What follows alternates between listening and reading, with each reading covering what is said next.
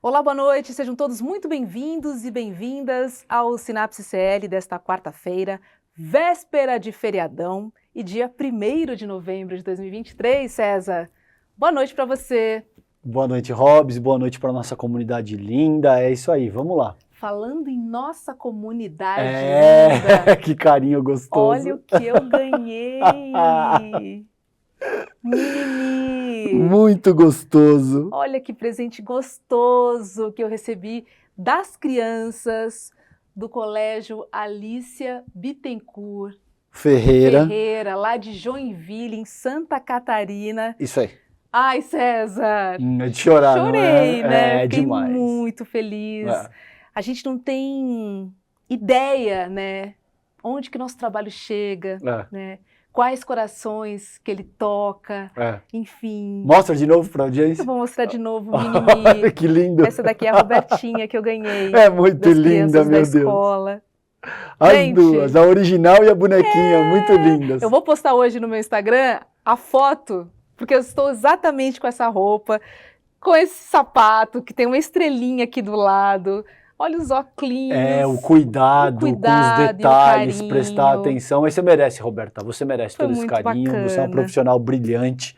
Você merece todo esse afeto, querido. Eu fiquei muito feliz, e aí eles mandaram um vídeo, né, que eu já postei também lá no meu Insta, dizendo que foi um trabalho sobre racismo na escola. Isso. Né, e que eles reconheciam a dificuldade, né, de pessoas que, como eu, né, minha mãe não fez ensino médio, né, César? Uhum. Então, foi difícil, né, eu me formar, foi difícil, né, ser repórter, né, foi difícil, não tinha muitas referências, né, quando eu comecei, enfim, eu me joguei, né. Mas é isso, gente, nunca desistam dos seus sonhos. Se você quer, você pode. Siga em frente e pé na tábua. É isso aí, vamos lá. Vamos receber nosso convidado? Bora. Seja muito bem-vindo, Carlos Gianesi, que é deputado estadual pelo PSOL de São Paulo. Prazer receber você aqui no nosso Sinapse. Carlos, seja bem-vindo. Muito obrigado, Roberta, César. Um prazer enorme participar aqui do jornal com vocês, do ICL, que é um canal muito importante, que tem dado uma grande contribuição para o jornalismo e, sobretudo, para a formação crítica da nossa população, eu diria, para o processo civilizatório do Brasil, né? Pela reconstrução do nosso país, que agora ingressa novamente no processo democrático. Obrigado, deputado. Prazer recebê-lo. Vamos lá. Vamos lá, deputado. O senhor foi vereador de 2001 a 2007 e como deputado estadual está há quanto tempo, hein, na Assembleia Legislativa de São Paulo? Olha, Roberto, eu já estou no 5º mandato, de 2007 até agora, né? Eu fui reeleito várias vezes, enfim, foram 2 mandatos de vereador pelo PT, depois fui para o PSOL, quando houve a criação do PSOL, eu fui junto com o Plínio de Arruda Sampaio, Ivan Valente, Marcelo Freixo, Chico Alencar, Plínio de Arruda Sampaio, daí nós ingressamos imediatamente no PSOL. Então, estou aqui no meu 5º mandato na Assembleia Legislativa, tendo sido o 2º deputado mais votado do estado de São Paulo, agora nessa última eleição, e o mais votado da Alesp, né? O mais votado foi o Suplicy, mas o Suplicy é imbatível. É o concurso. É uma entidade, uma instituição, então não vale, né? Então, foi o 2º mais votado, mas o mais votado da Assembleia, pela 2ª vez consecutiva, na eleição passada também, 2018. Então, essa é um pouco da minha trajetória política. Eu sou professor, diretor de escola pública, professor universitário. Eu atuo muito na área da educação, em defesa da educação pública, em defesa dos profissionais da educação, porque nós entendemos que a educação é o principal instrumento de desenvolvimento humano, social, econômico, tecnológico, cultural, ambiental, e através da educação a gente alavanca as outras áreas também. E, logicamente, que nós defendemos a educação pública, porque quase 90% das crianças e adolescentes estão matriculados em escolas públicas, municipais e estaduais. A nossa luta é para que haja mais investimento nas escolas públicas de São Paulo e do Brasil. Aí você potencializa também as outras áreas quando você oferta uma qualidade, uma educação de qualidade. Sim, com certeza. Perfeito. Deputado, vamos falar um pouquinho da Alesp antes de a gente avançar para outros temas. Eu sei que, via de regra, a sociedade acompanha muito o que está acontecendo na Câmara Federal e não necessariamente presta atenção no que está acontecendo nas câmaras estaduais. Como é que está a distribuição de força entre a ala governista e a ala oposicionista no estado de São Paulo? Conta pra gente como é que estão os ânimos ali na Alesp nesse momento, por favor. Olha, o governador Tarcísio de Freitas, ele já, infelizmente, conseguiu cooptar a maioria da Assembleia Legislativa através da distribuição de secretarias, de cargos, de emendas parlamentares. Então, ele já constituiu, eu diria que uma ampla maioria. Nós somos em 94 deputados, é o maior parlamento estadual do Brasil, é aqui a Assembleia Legislativa, depois do Congresso, logicamente, e ele já tem dos 94, ele tem, na verdade, nós na oposição, juntando o PSOL, o PT, o PCdoB, nós somos no máximo 27 ou 28, na oposição de fato mesmo, né, ao governo. Os outros estão todos praticamente ou quase todos ligados ao governo, já de sustentação do governo. Então, ele reproduz, César e Roberto, o que já acontecia aqui com o Tucanistão. Fala, era o Tucanistão que mandava em São Paulo. O PSDB ficou durante 30 anos quase governando de São Paulo e com a blindagem, sempre com maioria aqui dentro da Assembleia Legislativa, uma blindagem muito forte, não só da Alesp, tinha blindagem do Tribunal de Contas, de setores do Tribunal de Justiça, setores do Ministério Público e setores da grande imprensa, da imprensa comercial, né, que tem os seus interesses econômicos, financeiros, ideológicos. Então, havia uma blindagem muito forte do PSDB. E o Tarcísio de Freitas, ele reproduz um pouco desse mesmo movimento. Inclusive, o PSDB, a bancada do PSDB, que foi reduzida bastante, só tem 8 deputados agora aqui, ela também está na base, está apoiando o governo. Ela foi cooptada pelo governo Tarcísio de Freitas, né? Então, esse é o quadro. Nós, da oposição, somos no máximo 27, 28, e olha lá, né? Dependendo do projeto de lei. Então, ele tem maioria. Porém, ele só não consegue votar projetos quando tem mobilização externa, quando a opinião pública se manifesta, quando os movimentos populares, movimento estudantil, sindical, popular, quando tem uma pressão externa da imprensa também, aí ele recua e a gente consegue aprovar alguns projetos importantes. Mas, em geral, ele aprova os projetos que ele quer aqui na Assembleia Legislativa por conta dessa maioria e dessa cooptação também, logicamente. E quem resiste é PT, PSOL e PCdoB. E PSB, às vezes, o PSB, às vezes, dependendo do tema, né, vem com a gente, mas, em geral, esse é o quadro aqui, que é histórico. Essa oposição sempre foi essa, é o PT, o PCdoB e o PSOL, pelo menos desde quando eu assumi aqui em 2007, né, que eu já sou veterano aqui na Assembleia Legislativa, já com 5 mandatos.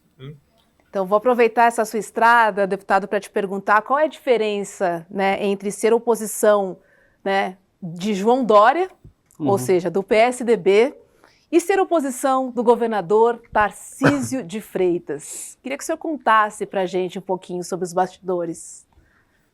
Olha, eu imaginava até então que o governo Dória teria sido o pior governo de todos os tempos, porque o governo Dória destruiu várias áreas no estado de São Paulo. Ele privatizou, terceirizou, ele atacou a educação, atacou a saúde, né, com a sua a ideologia e com o seu governo extremamente neoliberal. Só para vocês terem uma ideia, ele apresentou um projeto de lei aqui em plena pandemia, no auge da pandemia, extinguindo, por exemplo, os institutos de pesquisa, o Instituto Florestal do Estado de São Paulo foi extinto, o Instituto Geológico, o Instituto Botânica. Ele acabou em plena pandemia com a SUSEM, a Superintendência de Combate às Endemias do Estado de São Paulo. Ele fez um estrago jamais visto. Na educação, então, nem se fala, né? Nós nunca tivemos um ataque tão profundo na carreira do magistério como na gestão Dória, né? Porém, não era um governo negacionista, né? Não era um governo de extrema direita. Agora, com o governo Tarcísio, além de ser um governo extremamente privatista, também extremamente neoliberal, de Estado mínimo, que ataca as áreas sociais, como a gente vai falar do projeto de lei que vai reduzir, que ele pretende reduzir o orçamento da educação de 30% para 25%, além de fazer isso, é um governo negacionista, um governo que aprovou aqui na Assembleia Legislativa, recentemente, com meu voto contrário, logicamente, um projeto de lei anistiando todas as pessoas multadas durante a pandemia que não usaram máscara, que não seguiram as orientações, né, médicas da Secretaria da Educação, como isolamento social. Nós tivemos várias pessoas que foram multadas, entre elas deputados aqui da Alesp, da extrema-direita, entre elas o ex-presidente genocida Jair Bolsonaro, que tem 1 milhão de multas com o Estado de São Paulo, porque ele fazia aquelas motocicletas, quando as pessoas estavam morrendo aqui em São Paulo sem usar máscara. Ele foi multado quase 1 milhão de reais em multas. Então, todos eles foram anistiados. Ele deu uma anistia de 70 milhões para essas pessoas todas que não cumpriram as regras sanitárias básicas e ajudaram a propagar o vírus em São Paulo, a Covid-19, e ajudaram a propagar, sobretudo, as no nosso estado. Lembrando que São Paulo foi o estado que teve o maior número de pessoas mortas no Brasil e na América Latina. Então, isso é grave. E, mesmo assim, a Alesp votou a lei do Tarcísio, um governo negacionista que aprovou uma homenagem ao Erasmo Dias, né, um dos grandes expoentes da ditadura militar que invadiu a PUC nos anos 70, que todos conhecem a história dele. Ele foi deputado estadual aqui, foi vereador na Câmara Municipal, secretário de Segurança Pública. Ele foi homenageado, tem um viaduto com o nome dele, em Paraguaçu Paulista, que era a cidade onde ele tinha nascido. E o Tarcísio de Freitas sancionou a lei. Olha só, então, um governo, eu chamo esse governo de bolso tucano, né? Uma mistura de bolsonarismo, extrema-direita, negacionismo, terraplanismo, com o tucanistão, no sentido das privatizações, do enxugamento dos serviços públicos. A maneira como lida, né, com as escolas, com a educação, né? Exatamente. Então é uma mistura dos dois, é um governo piorado. E o PSDB está nele também, ele é base de apoio, está no governo. Então esse é o governo bolso tucano que nós temos hoje, que é o Tarcísio de Freitas. Deputado, aproveitando o ensejo, então, do tucanistão, do bolsonarismo, ano que vem, em 2024, a gente tem as municipais e a gente tem o Guilherme Boulos como um nome fortíssimo para a Prefeitura de São Paulo, né? As pesquisas indicam aí que o Boulos estaria na frente, está na frente, de acordo com essas pesquisas. A gente teria aí outros candidatos e, ao que tudo indica, o Ricardo Nunes, que estaria em segundo, e a Tabata Amaral estaria em terceiro aí. Eu venho conversando, e o Kim Kataguiri, se eu não me engano, algo em torno de 9% na quarta colocação. Eu conversei com lideranças pessoalistas ao longo dos últimos meses aí, ponderando se seria, e aí eu gostaria de ouvir o que você acha acerca dessa temática, seria o caso de encurtar a distância com a Tabata, de alguma forma já fazer as sinalizações para a Tabata. Sei que não cabe talvez o cargo de vice, porque isso passa por uma costura muito provavelmente com o Partido dos Trabalhadores. Como é que você avalia isso, deputado? Parece pertinente essa aproximação com a Tabata Amaral? Você não vê isso com bons olhos? Gostaria da vossa avaliação nesse sentido. Olha, seria muito importante que ela apoiasse o Boulos já no primeiro turno, para que a gente não corresse nenhum tipo de risco. O Boulos é, sem dúvida nenhuma, a candidatura favorita hoje, lidera todas as pesquisas, foi o deputado mais votado, né, do estado de São Paulo, teve mais de 1 milhão de votos. Na eleição passada, em 2020, ele foi para o segundo turno, né, teve 2 milhões de votos aqui na cidade de São Paulo, ele foi muito bem na eleição, e ele foi para o segundo turno sozinho, só com o pessoal, sem o apoio do PT, só com 17 segundos de televisão, né? Então ele o Boulos representa a renovação da esquerda brasileira, é uma referência não só hoje para todo o Brasil. Então eu acho que ajuda a do Amaral, eu acho que ela não tem musculatura aqui na cidade de São Paulo ainda, né, para liderar uma pesquisa, uma eleição importante. É uma deputada federal, tem um trabalho importante, mas eu acho que, do ponto de vista eleitoral, ela não tem ainda musculatura capilar na cidade de São Paulo. E a aliança com o PT, PC do Rede, com o Deputado, PV, já tem uma aliança. A gente teve uma variação aqui na sua internet, no sinal. Eu posso pedir para o senhor voltar só às considerações finais, por favor, só para a gente acompanhar direitinho o seu raciocínio? Assim, sobre que não deu certo? Eu acho que ainda não temos o deputado. Será que a gente tenta se reconectar, produção? Voltamos. Voltei. Atenção. Eu vou entrar. O senhor pode se reconectar, por favor? Sim. A gente espera, tá bom? Obrigada. Pois é, César, essa costura aí é necessária, pelo jeito, né? Porque não dá para correr risco nenhum. Claro. Né? Talvez seria uma antecipação importante. Agora, eu queria só voltar um pouco, que a gente falou sobre Dória e falou sobre Tarcísio de Freitas, principalmente sobre a educação, né? Eu não consigo esquecer, né, quando o governador de São Paulo sugeriu dar ração para as crianças das escolas. Farinato. Você lembra disso? Lembro, do Farinato? Lembro. Assim, o descaso com que a educação, que é a base, né, da emancipação, a base de tudo, né, ele é gritante. E eu fico muito preocupada, porque, teoricamente, não deveria ser uma preocupação da esquerda. Concorda comigo? Concordo totalmente, devia ser uma preocupação mais ampla de qualquer governante que se Super. preze. Sim. E aí eu acho que se cria, e por isso que você já me viu insistir nessa temática múltiplas vezes. A gente tem, Robis, e a gente vai ouvi-lo dele agora, a gente tem uma chance incrível que nunca se apresentou na cidade de São Paulo de ter um governo com caráter progressista na figura do Guilherme Boulos, uma liderança que vem da própria base, mas existem questões que precisam ser acertadas, entende? É um jogo político, goste dele ou não, é um jogo e que deve ser jogado. Vamos ver se a gente consegue reconectar o deputado. Deputado, nos ouve? Voltei. Acho que está bem melhor a conexão agora. Tá, eu mudei, eu vim para o celular, o computador que estava falhando, agora eu estou direto no celular. Tá muito melhor. A imagem, inclusive, agora. Deputado, vamos recapitular, então, a partir desse ponto.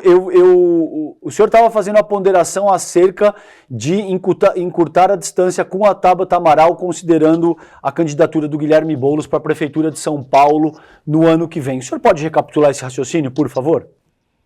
Sim, olha, seria muito importante o apoio do PSB, que é o partido da Tabata Amaral, e dela também a candidatura do Boulos já no primeiro turno, né? Porque o PSB hoje está no mesmo campo do PT, do PSOL, do PCdoB, seria importante. Agora, até porque o Boulos lidera as pesquisas, o Boulos é a candidatura favorita e todas as outras candidaturas se organizam para tentar derrotar o Boulos, né? Essa é a verdade. Seria muito importante, porém, também se isso não acontecer, não vai inviabilizar a vitória do Boulos. Eu acho que a Tabata do Amaral tem um mandato importante, tudo, mas ela não tem musculatura para, né, não tem capilaridade, eu diria, na cidade de São Paulo. Vai ser muito difícil, coisa que o Boulos já tem. A aliança partidária junto com o PT, junto com o PCdoB, junto com a Rede, com o PV, talvez o Avante talvez venha também para coligação, então seria mais fácil. Agora, seria importante se ela viesse, mas também, se não vier, o Boulos vai para o segundo turno para enfrentar algum outro candidato. Espero que ele vença no primeiro turno. E, deputado, a gente tem acompanhado aí a escalada da violência, né, nas escolas em São Paulo e também pelo Brasil. Queria perguntar para o senhor se há um projeto da oposição para combater ou para enfrentar este problema. Porque a gente, né, enfim, entendeu que as propostas do governador Tarcísio de Freitas se mostraram completamente ineficientes, até porque, depois de implementadas, a gente já viu violências acontecendo nas escolas. Queria ouvir o senhor sobre o projeto da oposição, por favor. Não existe uma bala de prata para resolver essa questão gravíssima da violência contra as escolas, porque ela tem vários fatores. E, infelizmente, no estado de São Paulo, não há uma política de combate à violência nas escolas. Não, o governador, na verdade, na prática, não tomou nenhuma iniciativa concreta. Ele prometeu, sobretudo no início do ano, quando teve o ataque numa escola na Vila Sônia, nós perdemos uma colega nossa no magistério. Ele fez várias promessas, mas não cumpriu essas promessas. Então, não há nenhuma política efetiva. Ele deveria fazer a lição de casa, que nós já alertamos, nós já apresentamos, a contratação de funcionários. As escolas, além dos professores, tem também os agentes de organização escolar, que a gente conhece com o nome de inspetor de alunos, por exemplo. E as escolas estão sem esses quadros completos, né? A escola, por exemplo, da Vila Sônia, onde teve a morte, o ataque, e uma professora morreu, fui até lá logo que aconteceu, 11 horas da manhã, estive lá conversando com as professoras, e elas me disseram que era uma escola de tempo integral, e lá só existiam 3 servidoras de apoio escolar, olha só, e uma ia vencer o contrato, e ela ficaria só com 2. E esse é um quadro generalizado da rede estadual. Faltam funcionários nas escolas, as escolas são superlotadas em geral, né? Não tem segurança nesse sentido. Mas, além da questão estrutural, né, tem também uma questão que é a questão das redes sociais, que tem que ser, você tem que ter ali um combate aos canais, né, que estimulam a cultura do ódio, da intolerância. Então, tem muitos canais nazifascistas estimulando esse tipo de coisa. Tanto é que uma boa parte desses adolescentes que usaram da violência, mataram, agrediram, eram influenciados, estavam conectados nesses canais, com símbolos nazistas, né? Eles estavam, de alguma forma, relacionados a esses grupos. Então, é muito importante que o Ministério da Justiça está fazendo esse trabalho, e fez. O ministro Dino fez um trabalho muito importante nessa área, mas o Estado tem que fazer também, aqui com a Polícia Civil, fazendo investigação nas redes sociais, aqui em São Paulo, que vem muitas delas estimulando, muitos canais estimulando esse tipo de comportamento, e não é difícil detectar isso, né?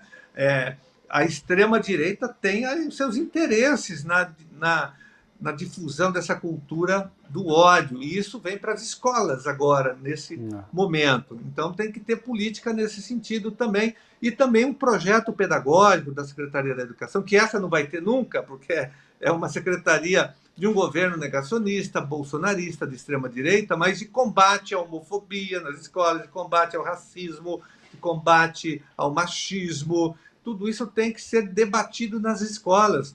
Nós estávamos numa situação muito difícil durante o governo Bolsonaro, com aquele projeto Escola Sem Partido, que era proibido, os professores eram proibidos de debater esses temas com os alunos, de fazer trabalhos sobre esses temas importantes, porque a escola tem que combater qualquer forma de discriminação, de preconceito, de violência. A escola tem que propagar a cultura da paz, né? Combater a intolerância em todos os níveis. E tem que tocar na ferida, tem que ter, sim, educação sexual nas escolas, tem que debater a questão da homossexualidade, combate à homofobia, ao racismo, né? Tem que debater a questão do bullying. Tudo isso tem que entrar no currículo escolar, tem que ter um estímulo da Secretaria da Educação. Isso ajuda bastante a combater a violência, a contratação de mais professores, porque faltam professores na rede estadual de ensino. Então, tudo isso é importante para que a gente possa diminuir e combater a violência contra as escolas. E eu entendo que são várias frentes, né? Mas eu me recordo de ter ouvido o governador falar que aumentaria a ronda escolar e também o número de psicólogos nas escolas, né? Nem isso foi feito, deputado. Não, olha, nós já aprovamos aqui na Assembleia Legislativa 3 projetos instituindo a obrigatoriedade da presença de psicólogos e assistentes sociais nas escolas estaduais. Lembrando que a rede estadual de ensino é a maior rede de ensino da América Latina. É uma das maiores do mundo, do planeta. Tem 5.000 escolas, quase 4 milhões de alunos matriculados. É uma rede grande, né? É uma rede importante no mundo, não só no Brasil. Então, é importante que tenha psicólogos, porque eles ajudam, assistentes sociais, né, para fazer os encaminhamentos desses alunos.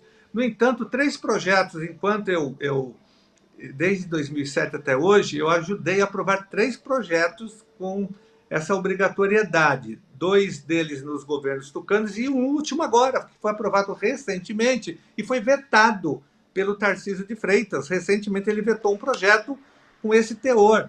Mas nem há necessidade hoje de um projeto de lei, porque já foi aprovado também um federal, um projeto na gestão do ex-presidente genocida, o Bolsonaro. Vocês se lembram que foi aprovado um projeto de lei pelo Congresso Nacional, o Bolsonaro vetou o projeto, mas o Congresso derrubou o veto. Então, é lei federal em todo o Brasil. Todos os municípios, todos os estados devem fornecer o apoio psicológico, da presença dos psicólogos e assistentes sociais em todas as escolas públicas do Brasil. É a lei federal. Mas o governador não cumpre nem a lei federal e vetou ainda o projeto de lei que nós aprovamos recentemente, que ajudaria, não resolve, mas ajuda bastante. O caso, por exemplo, dessa escola em Sapopemba, Escola Estadual Sapopemba, que é o nome da escola, fui até lá, conversei com a comunidade escolar, o caso do menino que atirou, ele sofria bullying,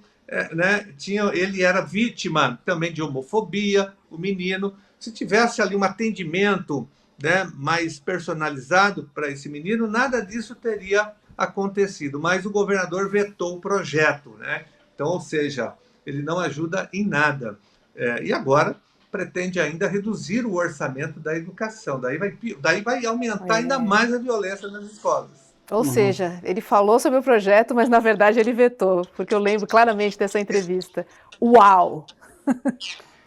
Ao encontro disso, deputado, a gente tem, por exemplo, houve chacinas, a gente teve, por exemplo, a Operação Escudo, a gente tem coisas acontecendo em diferentes estados da federação, para ser totalmente fidedigno ao que está se produzindo no Brasil. Não é só em São Paulo, mas como o senhor é um deputado estadual, a gente vai avaliar o que está acontecendo aqui no estado de São Paulo nessa ocasião. Me parece, aí eu gostaria de ouvir do senhor, que a esquerda tem muita dificuldade de falar de pautas correlatas à segurança pública, e aí a extrema-direita, principalmente neofascista, acaba se apropriando dessa temática de uma maneira muito competente, reduz a complexidade do debate e acaba adotando medidas trágicas como essa que o senhor acabou de salientar, e porque entende segurança pública, educação, de uma maneira muito, muito restritiva. Então, a extrema-direita, por exemplo, não consegue identificar que ter psicólogo na escola seria muito mais útil no sentido de prevenir a violência do que colocar uma arma na mão de um professor. Para eles, tudo passa pelo uso da força e uso da violência. Por que o senhor avalia que existe, primeiro, se o senhor concorda que existe essa dificuldade da esquerda de falar de pautas relacionadas com segurança pública e o porquê que eventualmente isso se produz? Por que a gente não tem medidas mais enfáticas, mais incisivas, partindo da esquerda, endereçando a temática da segurança pública?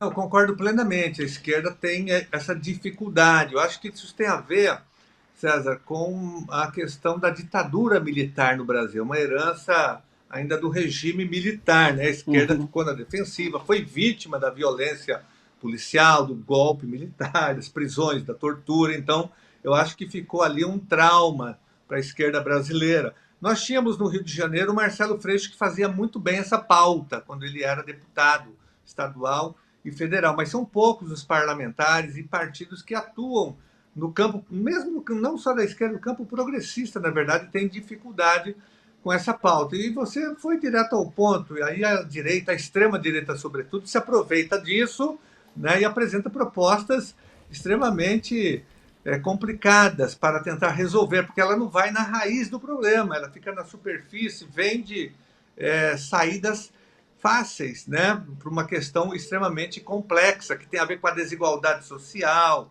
né? Tem outros fatores que envolvem a questão da violência, a questão da desigualdade social, econômica do país, com o desemprego, né? Tem vários fatores envolvendo, e isso a direita ela só pensa no armamento. Para vocês terem uma ideia, ontem mesmo teve aqui uma comissão, eu sou membro da Comissão de Educação da Assembleia Legislativa, e ontem, numa sessão, nós estávamos analisando e votando projetos, apareceu um projeto para resolver a questão da segurança pública, que era dar treinamento de defesa pessoal para os professores. Olha só, o absurdo, né? Outro dia, na mesma comissão, há 2 semanas atrás, um outro projeto entrou também de deputados desse setor, né, da extrema-direita.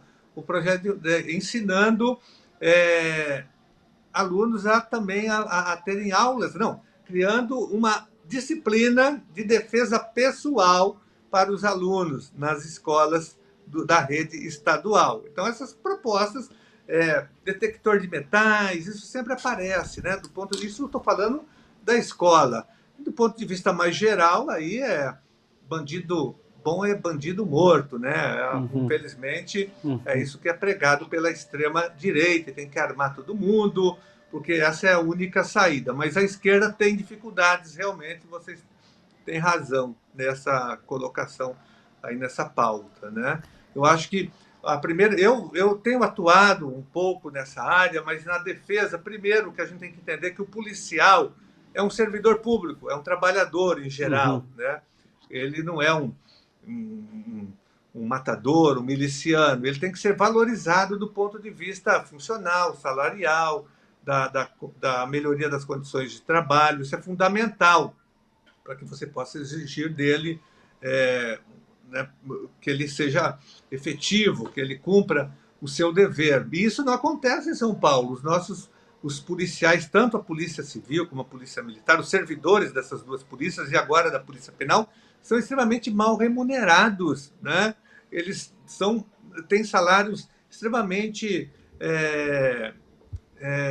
baixos aqui do estado de São Paulo, são obrigados a recorrer a outro tipo de trabalho, são salários arrochados, defasados o tempo todo. Então, você tem que valorizar primeiramente essa categoria profissional, que ela é importante, né? Ela deveria proteger a população, mas ela não é valorizada. Acho que a esquerda perde um pouco o foco a não fazer esse tipo de valorização.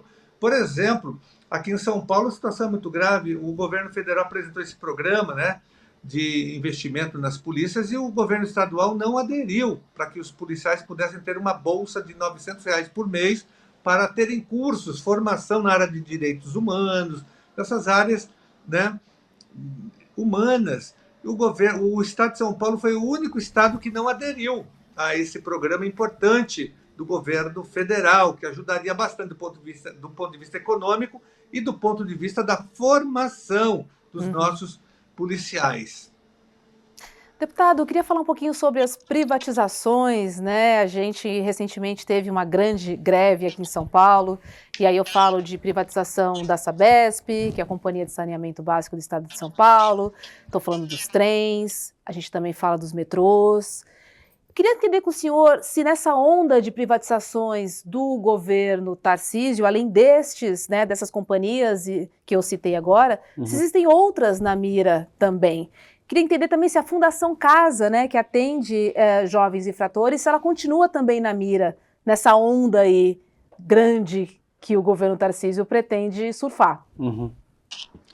Olha, o governador já anunciou uma série de privatizações. Ele pretende a Sabesp, que é a primeira, inclusive essa concretamente já tem projeto de lei tramitando aqui na Assembleia Legislativa. E segunda-feira haverá uma grande audiência pública aqui no plenário para debater esse tema. Mas ele anunciou a privatização da CPTM, de todas as linhas da CPTM, de todas as linhas do metrô, da Fundação Casa, que você citou. Ele já anunciou também, que na nossa opinião é inconstitucional, Fundação Casa, que é a obrigação do Estado fazer o atendimento de adolescentes, infratores, né? Está no ECA isso, mas ele anunciou que vai privatizar. Ele disse que vai privatizar também as zeladorias das escolas estaduais, olha só a gravidade da situação, e vai aumentar também o número de pedágios nas estradas paulistas, vai introduzir mais pedágios. A farra dos pedágios vai aumentar no estado de São Paulo. É o estado que tem o maior número de pedágios e tem os pedágios mais caros do mundo, do planeta. Só esse aqui da Imigrantes, Anchieta, é um dos mais caros do mundo, né? E ele já anunciou que vai introduzir pedágios agora eletrônicos, que não vai ter mais essa cancela. Ele vai pedagiar aquela rodovia Manuel da Nóbrega, que vai da Praia Grande até Peruíbe. Ele vai instalar ali 9 pedágios eletrônicos. A pessoa que for até de Peruíbe, de Praia Grande até Peruíbe, vai passar por 9 pedágios eletrônicos, que eles filmam a placa, é outro sistema. É o free flow, né? Isso, exatamente. Ele vai colocar pedágio já anunciou pedágio na Mogi Dutra, na Mogi Bertioga também. Enfim, vem aí uma privataria Bolso Tucana jamais vista aqui na história do estado de São Paulo. Vai ser pior que o PSDB, pelos anúncios feitos, porque ele está a serviço desses grandes grupos econômicos, o governo Tarcísio. Não é porque ele é privatista à toa, porque ele é bem articulado com esses grupos econômicos, com as grandes empresas. Tanto é que nós estamos debatendo agora a lei orçamentária para 2024 e a gente viu aqui que ele vai dar uma isenção fiscal de 65 bilhões de reais para grandes grupos econômicos, em isenção principalmente do ICMS, para grandes grupos ligados ao agronegócio, aos grandes frigoríficos. Grandes empresas terão isenções fiscais na ordem de 65 bilhões de reais. Olha só, e muitos desses grupos econômicos são devedores da dívida pública, dão calote ainda nos impostos e devem bilhões para os cofres públicos. Então, o governo a serviço dos grandes grupos econômicos. Mas o que tem de concreto agora que chegou, Roberta, é projeto da Sabesp. Ele vai privatizar a água no estado de São Paulo em plena crise climática, em plena crise hídrica no estado de São Paulo. A gente vive uma crise hídrica.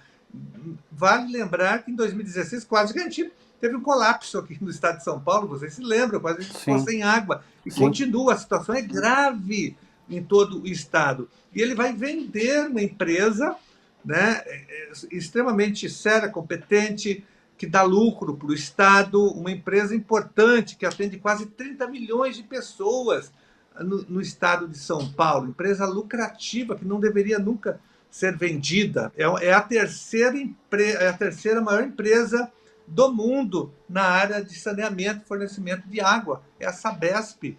É um crime que ele vai cometer, porque vai aumentar a tarifa de água, vai piorar o serviço, como aconteceu com a energia elétrica em São Paulo. Vocês se lembram que aqui em São Paulo, a Eletropaulo foi privatizada, hoje é a Enel, que é uma estatal italiana que tem a concessão. E é a empresa que tem o maior número de reclamações no PROCON. É tão grave a situação dessa empresa que ela hoje tem uma CPI aqui na Assembleia Legislativa investigando essa empresa. E é uma CPI que foi proposta pela base do governo, pelos deputados da base do governo, de tão ruim que é a privatização da energia elétrica. As pessoas não conseguem nem reclamar nessa empresa. Não é difícil você falar com alguém lá dentro.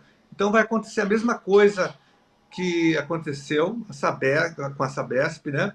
E em outros estados, no Rio de Janeiro, houve privatização, lá aumentou drasticamente a tarifa, em Manaus, em Campo Grande, em Tocantins, isso para falar do Brasil. Sim. Sem contar que no mundo todo, em vários lugares, estão reestatizando, tem mais de 200 cidades reestatizando, voltando atrás na privatização da água. Paris, agora aqui mesmo, em Buenos Aires também, eles reestatizaram, porque não dá para vender água, é um direito humano fundamental. E não é mercadoria, né? Não é mercadoria, a água. É um bem essencial para a vida. Então, e nós vamos fazer uma grande oposição a esse projeto, estamos mobilizando a população tem que entender no estado de São Paulo que ela que vai pagar caro por isso, né? Ela não pode permitir. Nós estamos fazendo um trabalho, sobretudo na periferia, porque a periferia vai ser muito afetada, não vai ter mais a tarifa social que tem hoje para as pessoas, né, que não têm renda, as pessoas pobres, desempregadas, porque é uma empresa, se ela for privatizada de vez, aí isso desaparece praticamente. E César, sempre com aquele pretexto, né, de melhoria de qualidade, né, e eficiência e preços mais baratos, mas a gente sabe que isso não é verdade. Só queria trazer uma informação para quem não mora em São Paulo, só para entender o que a gente está falando aqui. O preço do pedágio da Imigrantes, que é para você sair de São Paulo e ir para o litoral sul, ele custa R$ 35,20. É muita grana. Sim, ou para o litoral norte também, para o litoral do estado. Gente, sim. Juro, assim, é fora do comum. E ainda vamos ter mais pedágios, quer dizer... E veja que curioso, a gente teve, por exemplo, nos 2 últimos dias, eu posso citar nominalmente, o Rodrigo Bocardi, que é um jornalista da Rede Globo, criticando que São Caetano do Sul adotou tarifa zero para o transporte público. E dizendo que aquilo não faz sentido, porque de alguma forma você precisa subsidiar, que esse dinheiro precisa sair de algum lugar. Enquanto isso, veja como é que funciona a mídia corporativa e a importância do ICL para compreender esse tipo de perspectiva. Porque se critica que o senhorzinho e a senhora que precisa pegar o ônibus, e tinha entrevista no jornal ali, dizendo, eu caminhava 30 minutos todos os dias porque eu precisava economizar o dinheiro da passagem do ônibus. E esse jornalista, em seguida, depois de ouvir um relato dessa ordem, de uma senhora dos seus 60 e tantos anos, faz uma colocação desse tipo, de que não, mas a gente não pode oferecer serviço de graça, porque de alguma forma você precisa subsidiar o serviço público, isso não pode ser assim e tal. Enquanto o deputado nos traz a informação de que o governador do estado inteiro oferece benefícios da ordem de bilhões para grandes empresários que já andam de jatinho, helicóptero, e não pagam imposto. Iate, o que vai tá mudando agora, mas entendeu? Então assim, veja o tipo de coisa e como o controle da informação é um elemento absolutamente fulcral no funcionamento da nossa disposição sociopolítica. Agora, eu gostaria de trazer, e gostaria de ouvir o deputado nesse quesito, porque a questão da Sabesp é muito emblemática. Então vamos nos concentrar nisso, a despeito dela não ser o único processo de privatização desse governador. Vamos trabalhar um pouco essa questão no âmbito mais prático, porque eu sinto que as pessoas geralmente não entendem como é que funciona o trâmite parlamentar disso. O senhor disse que segunda-feira, portanto, tem uma discussão na Alesp. O que acontece a partir desse ponto? Cria-se esse debate? Como é que funciona o trâmite parlamentar que organiza se esse processo vai ser aprovado ou não a partir desse ponto? Boa. Olha, o projeto ele começou a tramitar na semana passada, que ele foi protocolado junto com o projeto que reduz o orçamento da educação, que a gente pode falar daqui a pouco. Mas esse projeto está tramitando, ele passa por 3 comissões, inicialmente, para depois chegar ao plenário. Ele vai ter uma audiência pública, promovida pela Assembleia Legislativa mesmo, né, com a participação dos movimentos sociais, das entidades, dos sindicatos, né, vai ser aberta ao público e aos deputados. Mas ela não tem um efeito prático no sentido, ela não impede a votação do projeto, e não haverá votação nesse dia desse projeto, porque o projeto tramita ainda, vai ter que passar por 3 comissões. Mas é muito importante que a população pressione já agora os deputados da base do governo, não precisa se preocupar com a gente, né, pessoal, PT e PCdoB, mas que pressionem os outros deputados para que eles votem contrariamente, para que eles não aprovem esse projeto. A população tem que pressionar no Estado inteiro, porque senão ele vai ser aprovado. Porque o governo tem maioria na Assembleia Legislativa, né?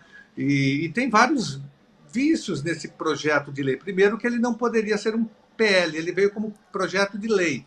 E ele deveria vir como uma PEC, uma proposta de emenda à Constituição, porque ele tem o artigo 216 da Constituição Estadual diz que o controle da empresa estatal, da empresa que fornece água e tratamento de esgoto, tem que ter o controle acionário do Estado. Então deveria vir uma PEC, que é mais difícil de aprovar.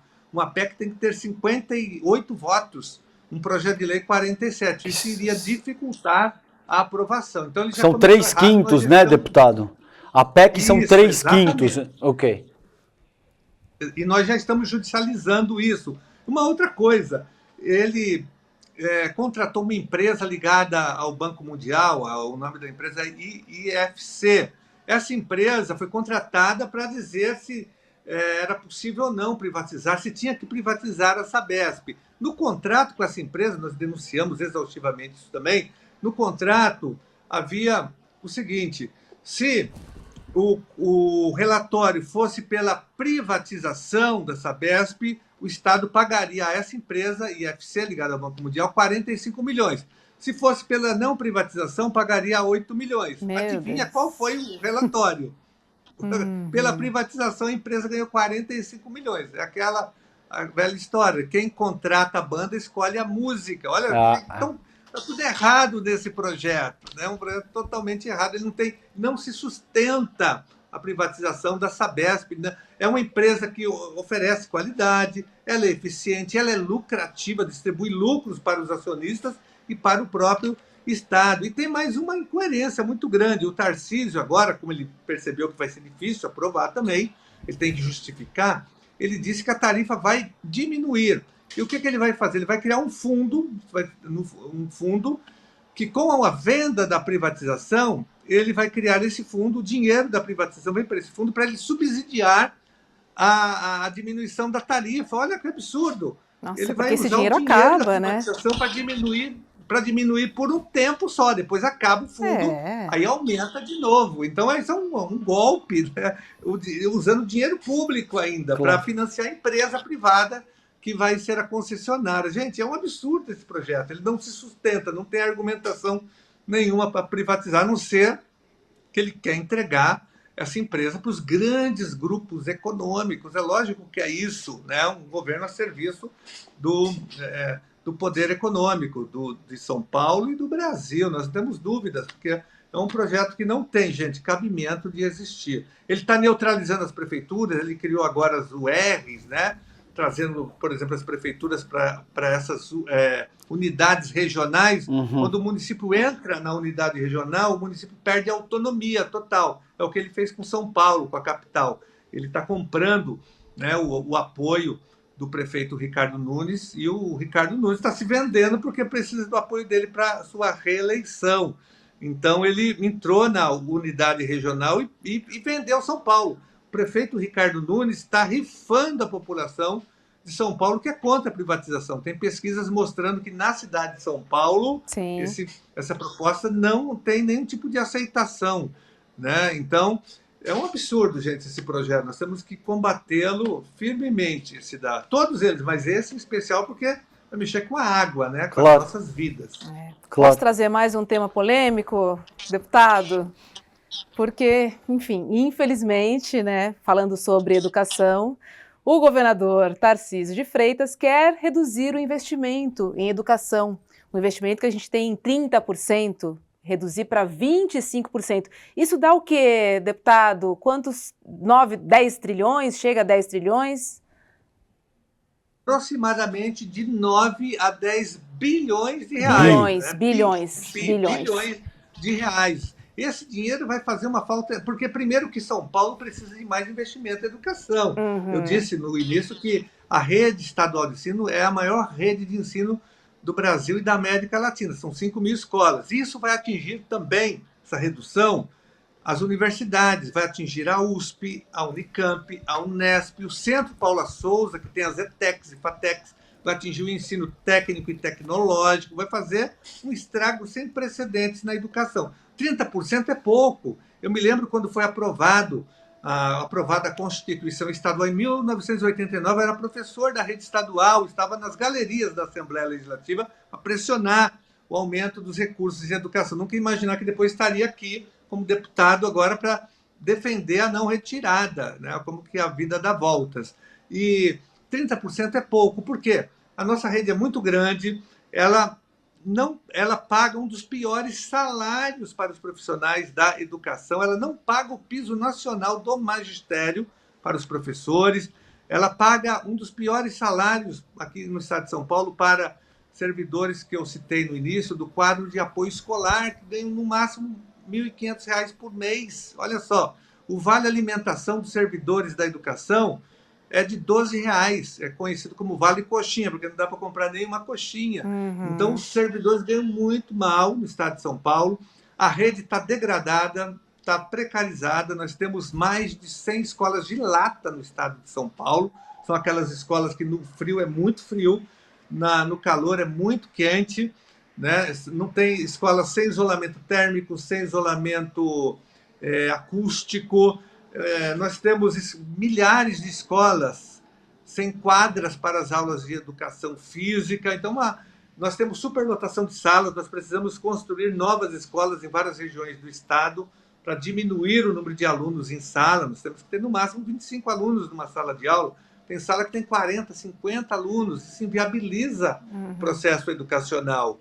Então, nós temos que ter investimento em educação. Ele vai na contramão, nós temos que combater a violência nas escolas, ou seja, esse projeto vai na contramão de tudo que a gente possa imaginar em relação ao investimento em educação. Eu digo que é um projeto criminoso, gente, reduzir dinheiro da educação nesse momento histórico. Ele fala, mas eu vou transferir para a saúde que está precisando. Que ele faça a redução da isenção fiscal que ele está dando de 65 bilhões de reais por ano para os grandes grupos econômicos sabotadores aqui dos impostos, que não pagam impostos, que estão já inscritos na dívida ativa do Estado de São Paulo. Nossa dívida ativa, com esses grandes grupos, já passa de 300 bilhões de reais. É quase, praticamente, o valor do orçamento estadual. O orçamento para o ano que vem é 328 bilhões de reais. Então, a dívida já é quase isso. E ele vai reduzir o orçamento, mexendo numa área muito importante, que é a educação, que é o principal instrumento de desenvolvimento do Estado de São Paulo. E ele vai afetar não só a educação básica, mas vai fazer um estrago também nas universidades, nas ETECs e nas FATECs. Ele vai destruir a educação. É porque é um governo bolsonarista, né, gente? O Bolsonaro odeia educação, a extrema-direita odeia educação. Então, eu lembro muito da frase do Darcy Ribeiro, que a crise da educação não é uma crise, é um projeto. E é um projeto das elites econômicas para manter a dominação de classes, a exploração dos trabalhadores. É disso que se trata aqui em São Paulo também. Perfeito. Deputado, a gente está entrando aqui nos 7 minutinhos finais na nossa conversa, mas eu quero trazer um tema que eu estava conversando com a Robs antes da gente entrar no ar, e tem uma questão que parece que a Alesp vai organizar um debate, uma homenagem na segunda-feira a Israel, falando um pouquinho sobre a guerra, deputado. A gente viu no site da Alesp essa homenagem de um deputado do PL, inclusive, que vai fazer essa homenagem, enfim. Que a essa altura eu já não considero isso mais uma guerra. Claro, eu vou ressaltar o que eu sempre digo. É óbvio que os atos de terrorismo cometidos pelo Hamas são profundamente condenáveis. É óbvio que a gente se sensibiliza com a perda de cada vida humana. Por quê? A extrema-direita vem para cima com esse discurso falacioso de que vocês estão apoiando terroristas. Então, é óbvio que ninguém apoia terrorismo e é óbvio que qualquer ataque contra, principalmente, contra qualquer vida humana, para todos os efeitos, mas principalmente contra civis, mulheres e crianças, isso é absolutamente execrável. Agora, isso posto, o que aconteceu ao longo das últimas 3 semanas, a meu ver, já não caracteriza mais uma guerra. Porque você não tem duas partes beligerantes em condições em pé de igualdade de combater. O que aconteceu aí é um extermínio do povo palestino. Está muito claro. Na medida que você tem 8, 9 mil civis mortos e 3.500 crianças mortas em 24, 25 dias a essa altura, me parece que a gente já pode usar o termo genocídio tranquilamente. Como é que o senhor avalia essa homenagem da Alesp, considerando um regime de extrema-direita, né, Likud, do Netanyahu, que está promovendo um genocídio contra o povo palestino a essa altura, deputado? Olha, é um verdadeiro absurdo isso, né? Vergonhoso, até porque, na verdade, a extrema-direita ela está instrumentalizando esse tema agora, nesse momento. Sempre instrumentalizou, mas agora mais do que nunca. É uma extrema-direita hipócrita, né, que apoiou um governo aqui genocida, que é o governo Bolsonaro, né, um governo fascista, nazi, eu digo proto-nazi fascista, então não tem moral nenhuma. Agora, é um absurdo, isso é de uma perversidade sem precedentes, ainda mais nesse momento. Logicamente, nós somos contra qualquer tipo de violência, de terrorismo, nós não apoiamos o que o Hamas fez, logicamente, já manifestamos publicamente isso. Agora, eles estão instrumentalizando. Agora, é muito perverso, porque está tendo, de fato, um extermínio dos palestinos na faixa de Gaza. É um absurdo aquilo. O Estado de Israel, não estou criticando o povo de Israel, mas o Estado de Israel, o governo, na verdade, de Israel, é um governo de extrema-direita, que está massacrando, está cometendo, sem dúvida nenhuma, um verdadeiro genocídio, um extermínio dos palestinos, das pessoas que estão lá na faixa de Gaza. Isso tem que ser condenado, o mundo tem que reagir a isso. E é deprimente aqui, eu quero repudiar veementemente, vou me manifestar aqui também na LESP, contra esse evento aqui no Parlamento Paulista, que não pode se prestar a esse tipo de exploração, né, de mortes. As pessoas estão morrendo, milhares de pessoas, crianças, mais de 3 mil crianças já foram mortas na faixa de Gaza. Nada justifica isso, né? Uma coisa é combater o Hamas, outra coisa é exterminar o povo todo da Palestina. Então, repúdio total a esse tipo de comportamento de instrumentalização, né, das mortes, que também acho que não é guerra, né? Não é uma guerra isso daí. É um extermínio, é um genocídio. E a desculpa, né? O pretexto da proteção, né? Do direito ao contra-ataque. Autodefesa. Né? Autodefesa, o que é completamente descabido. Você botar na balança, você já não precisa nem botar na balança para você ver que, né, essa conta não fecha. E não dá para ter esse tipo de justificativa. A gente está falando de vidas. Sim, né? Exato. Não existe uma segunda chance. Deputado Carlos, muito obrigada, viu, Carlos Gianazzi, desculpas. Muito obrigada, bom trabalho, resista aí na LERJ, porque, olha, precisamos olhar com muito carinho para o nosso estado de São Paulo, viu? Obrigada aí pelo trabalho. Verdade. Roberta, obrigado, César. Foi um prazer enorme participar aqui dessa conversa com vocês no ICL, que, repito, é um canal fundamental hoje na resistência e no processo civilizatório do Brasil. Vocês são, de fato, jornalistas que ajudam a formar a população do Brasil com formação crítica.